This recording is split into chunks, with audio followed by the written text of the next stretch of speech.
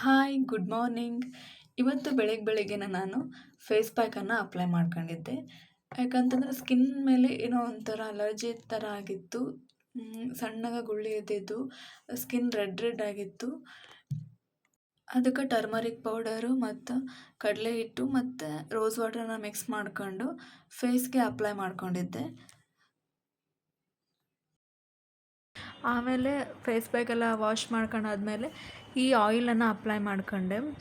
ಇದು skin irritation ಏನಾದರೂ ಇದ್ದರೆ, ಸ್ಕಿನ್ ಇನ್ಫೆಕ್ಷನ್ ಏನಾದರೂ ಆಗಿದ್ದರೆ ಅದಕ್ಕೆ ಇದು ಎಫೆಕ್ಟ್ ಆಕತಿ ಅಂತ ನಮ್ಮ ತಮ್ಮ BAMS ಮಾಡತ್ತಾನ್ರಿ, ಅವನು ಸಜೆಸ್ಟ್ ಮಾಡಿದ್ದಿದ್ದು. ಚಲೋ ಐತಿ. ಒಂದೆರಡು ದಿನ ಯೂಸ್ ಮಾಡಿದೆ, ಕಡಿಮೆ ಅನಿಸಿತ್ತು. ಅದಕ್ಕೆ ರೆಗ್ಯುಲರಾಗಿ ಅಪ್ಲೈ ಮಾಡತ್ತೇನೆ. ಇದಾದಮೇಲೆ ಮತ್ತು ಬ್ರೇಕ್ಫಾಸ್ಟ್ ಮಾಡೋಕ್ಕಂತ ಹೋದೆ. ಬ್ರೇಕ್ಫಾಸ್ಟ್ ಇವತ್ತು ನಾನು ಅವಲಕ್ಕಿ ಮಾಡಿದ್ದೆ. ಆಮೇಲೆ ಸಡನ್ನಾಗಿ ಟ್ರಿಪ್ ಪ್ಲ್ಯಾನ್ ಆಯಿತು. ಆ್ಯಕ್ಚುಲಿ ನಾನು ಹೊಂಟಿದ್ದಿಲ್ಲ, ಸಡನ್ನಾಗಿ ನಾನು ಹೋಗೋದಾಯ್ತು. ಮಂತ್ರಾಲಯಕ್ಕೆ ಹೊಂಟಿದ್ವಿ ಎಲ್ಲರೂ.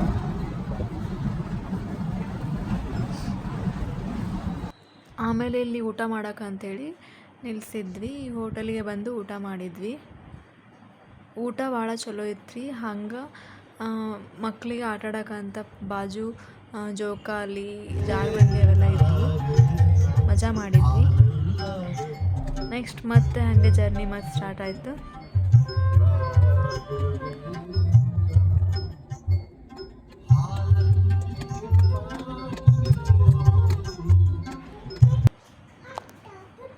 ಎಲ್ಲ ಸಾಂಗ್ ಕೇಳ್ಕೊಂತ ಮಜಾ ಮಾಡ್ಕೊತ ಹೊಂಟಿದ್ವಿ.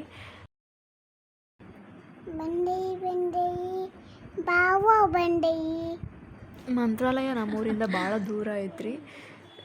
ಇನ್ನೂ ನೈಟ್ ಆದ್ರೂ ನಾವು ರೀಚ್ ಆಗಿದ್ದಿಲ್ಲ. ಈಗ ಮಂತ್ರಾಲಯಕ್ಕೆ ರೀಚ್ ಆದ್ವಿ. ಇದಾದಮೇಲೆ ರೂಮ್ ಹುಡುಕಿದ್ವಿ. ಈ ಹೋಟೆಲಲ್ಲಿ ಸ್ಟೇ ಆದ್ವಿ. ಆಮೇಲೆ ಎಲ್ಲ ಫ್ರೆಶ್ ಅಪ್ ಆಗಿ ಸ್ನಾನ ಮಾಡಿ ಮಠಕ್ಕೆ ಬಂದ್ವಿ.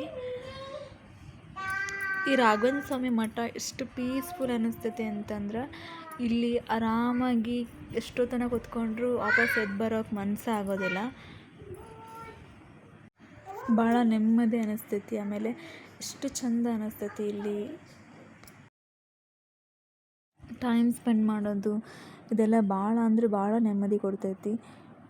ದೇವ್ರ ಹತ್ರ ಏನೂ ಬೇಡ್ಕೊಳಕ್ಕೆ ಮನಸ್ಸಾಗಲ್ಲ. ಸುಮ್ಮನೆ ಕುತ್ಕೊಂಡು ದಾನ ಮಾಡ್ಬೇಕು ಅನ್ನಿಸ್ತೈತಿ. ಅಷ್ಟು ಆರಾಮ ಅನ್ನಿಸ್ತೈತಿ ರೀ ಇಲ್ಲಿ ಬಂದ್ರೆ. ಇವತ್ತಿನ ದಿನ ಹೆಂಗಿತ್ತು? Thank you for watching and please do subscribe to my channel.